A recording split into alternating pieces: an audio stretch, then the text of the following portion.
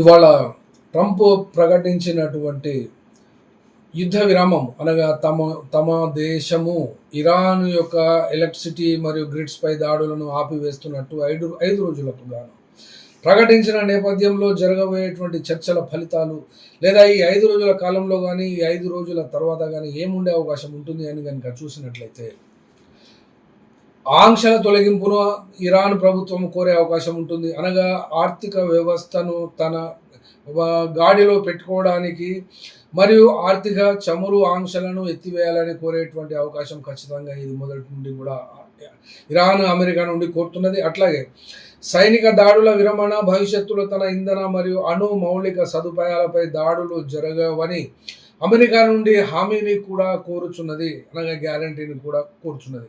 అట్లాగే ఇరాన్ నుండి ట్రంప్ ప్రభుత్వం ఏమి కోరుతుంది అంటే హార్మోజ్ జలసంధిని ప్రపంచ చమురు సరఫరాకు నిరంతరాయంగా ఉంచాలని చెప్పి ఇరాన్ నుండి ట్రంప్ ప్రభుత్వము ఇది కోరుతున్నది. కాబట్టి ఈ యొక్క అంశమే కాకుండా ఈ 3 అంశాలే కాకుండా 4వ అంశం కూడా ఇరాన్ తన అణు కార్యక్రమాలను పూర్తిగా నిలిపివేయాలని కూడా ట్రంప్ భావిస్తున్నది.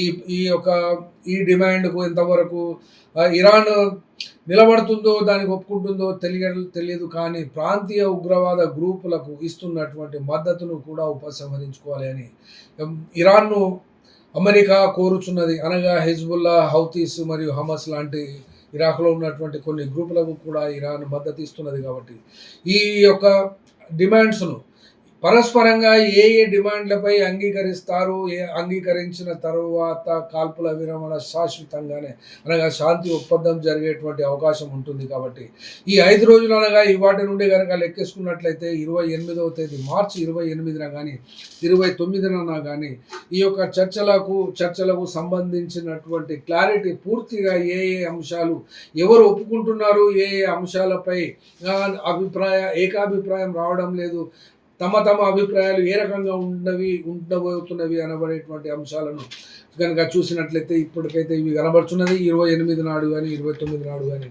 ఈ యొక్క చర్చలకు పై క్లారిటీ మరియు 5 రోజుల విరామంలో ఏం జరగబోతుంది అనబడేటువంటి అంశం కూడా మరి అమెరికా ఇరాన్లోని విద్యుత్ శక్తి మరియు గ్రిడ్లపై దాడులు చేయము అని హామీ ఇవ్వడంతో పాటుగా అలాగే ఇరాన్ కూడా గల్ఫ్ దేశాల్లో అణుకు సంబంధించి కానీ లేదా ఇతర విద్యుత్ శక్తి గ్రిడ్లపై దాడులు చేసి కంప్లీట్గా చీకటమయం చేస్తామన్నటువంటి ఈ యొక్క డిమాండ్ల నేపథ్యంలో ఏం జరగబోతుంది 5 రోజుల్లో అనేది తెలవాల్సి ఉంది వచ్చే రోజుల్లో.